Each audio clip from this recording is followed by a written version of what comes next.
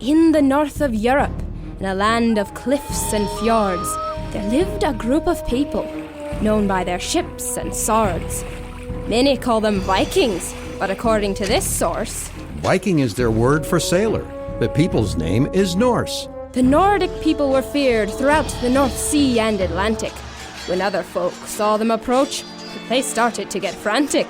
There are many stories throughout the lands that speak of Viking raiders, but there was more to the Norse than just being cruel invaders. At home, we are all farmers and we work and till the land. We hunt, we fish, we tell stories of quests of heroes grand. Like Odin the Warfather, with his one eye and his raven, he'd ride his horse into the fight to defend his kingly haven. Don't forget the Valkyries. Those are my favorite tales. From the skies they charge with spears and their frightful wails. The stories they told kept them warm throughout the winter nights, as they sat around their fires beneath the northern lights. And even though this might seem quaint, and myths and legends dated, the fact you're hearing my voice right now is distantly related. We too like to hear stories that calm us when we're scared.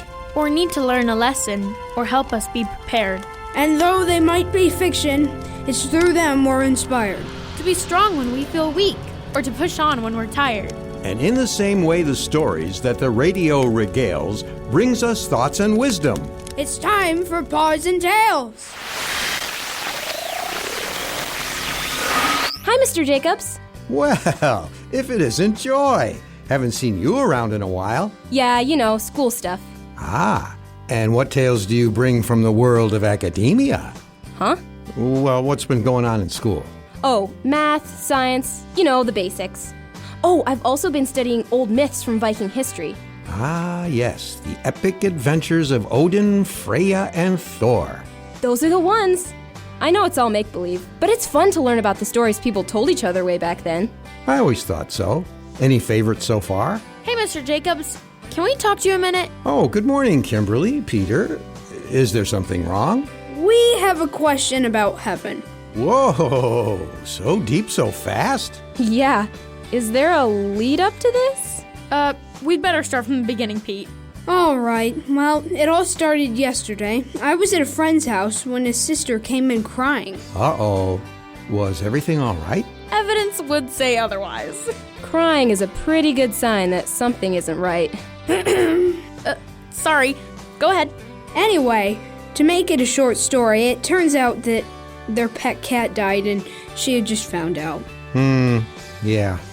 I've had that happen to me before. It's always hard. What's this got to do with heaven? I was getting to that part. Her mom came in and explained that everything was going to be okay and that her cat had gone to kitty heaven. I get it now. But the thing is, I didn't know kitty heaven was a place. I don't remember reading about it in the Bible. I think it's ridiculous. We all know how people go to heaven. Jesus died for our sins, and if we believe that and ask for his forgiveness, we're good. Right? Sounds accurate, but there is a difference between God's relationship with people and his relationship with animals. Yeah. Jesus didn't get born as a cat and die for all of their sins. Like I said, it's a little silly. Well, that'd be Brian. Hold that thought, kids. I'll be right back. It's good to see some things never change. What's that supposed to mean? He got interrupted just when the conversation was getting somewhere. Yeah, you get used to it after a while. Want to listen to the radio while we wait for him to get back? I guess. Is Mr. Jacobs ever going to get off the phone? He has been on there for a while. Yeah? What do you think he's talking about, Flynn? Well, I hope he doesn't talk for too much longer. He might forget all about my question about if animals go to heaven or not. I still think it can't be true. Why do you say that, Kim? Okay, think about it. Do you know how many animals there have been in the history of the world? Billions, trillions. There would be so many animals up there right now, they'd be falling out of the sky. So what you're saying is it would be raining cats and dogs. Sure, make jokes, but you know I'm right, Joy. But if it's not true, then why would my friend's mom say that it was? Oh, you know parents, Pete. They'll say anything to get kids to calm down. What exactly did she say about their cat, Peter? Well, As well as I can remember, she said something about all pets going across some sort of bridge. A rainbow bridge? A rainbow bridge? Are you sure? I think so. It was some sort of bridge that goes to heaven where people can meet their dogs and stuff on. I don't know, it sounds a little weird to me. And yet, familiar. Familiar? You mean like you read it in the Bible or something? No, in this book I've been studying for school. Norse mythology? What's that? It's the stories that the Vikings used to tell each other. See? Here it is. The Rainbow Bridge. A way that they said was how people got to and from heaven. Wait, is your friend a Viking? I don't think so. His family doesn't wear hats with horns on them. Actually, that's not real. Vikings didn't wear those. Well, obviously we've got a problem here, being able to tell what is real or not. Is Mr. Jacobs anywhere close to being done on the phone? I'll go check. And Peter and I will keep listening to the radio. All right, so anything happened while I was on the phone? Not really. We talked more about if animals go to heaven or not.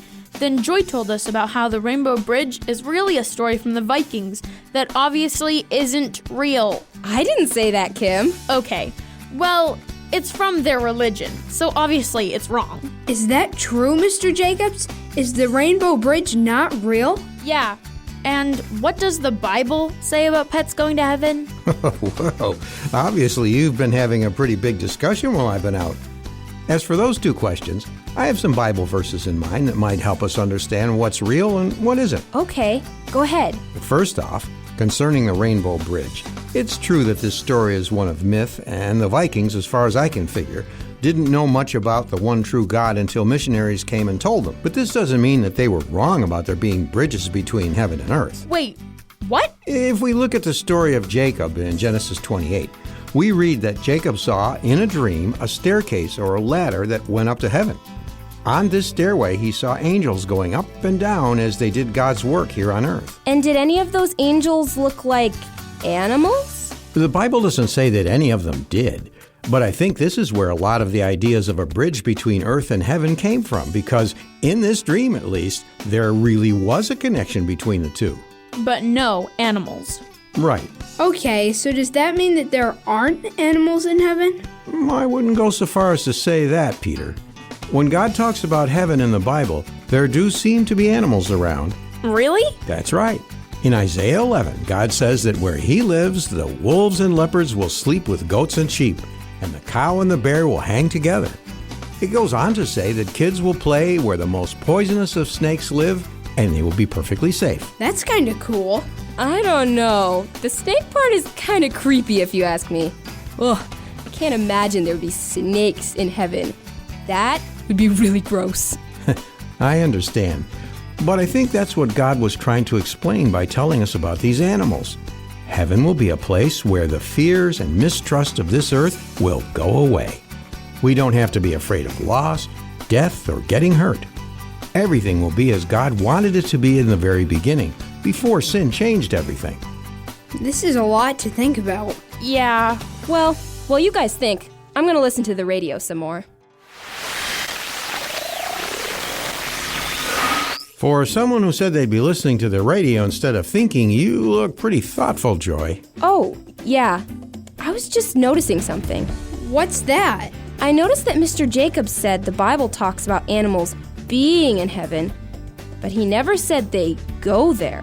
I don't get it. What's the difference? If they are there, then they must have gotten there to begin with. Maybe God made them in heaven, or maybe they're just symbols of how peaceful and safe heaven is and aren't really there at all.